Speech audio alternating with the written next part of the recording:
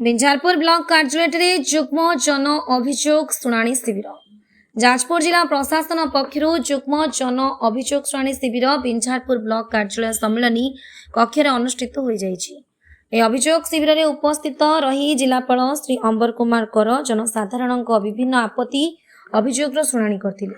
विभागीय अधिकारी माने अभियोग गुड़िक जांच करेंगे और जो मैंने योग्य अच्छा सेमानंकर यथासंभव समस्यार समाधान कराजियो बोली जिलापाल प्रकाश करथिले। मोट 74टी अभियोग पंजीकृत होइतिला सेतिमध्यरु व्यक्तिगत समस्या संपर्कीय 62 गोटी गोष्ठीगत समस्या संपर्कित 3 गोटी मुख्यमंत्री रिलीफ पांठिरु सहायता निमंते 9 गोटी अभियोगर शुणाणी करा जायतिला।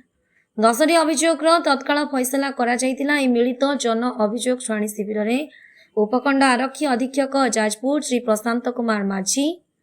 अतिरिक्त जिलापाल श्री युधिष्ठिर नायक, जिला परिषद मुख्य उन्नयन तथा कार्यनिर्वाही अधिकारी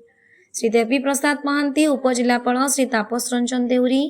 गोष्ठी उन्नयन अधिकारी बिंझारपुर श्रीमती छबिराणी साहू, तहसीलदार बिंझारपुर श्री प्रमोद कुमार बास्के और जिला स्तरीय अधिकारी क्षेत्रीय अधिकारी ब्लॉक स्तरीय अधिकारी प्रमुख उपस्थित रही जनसाधारण आपत्ति अभियोग शुणाणी करथिले। उत्तम कुमार दास का रिपोर्ट ओ मीडिया।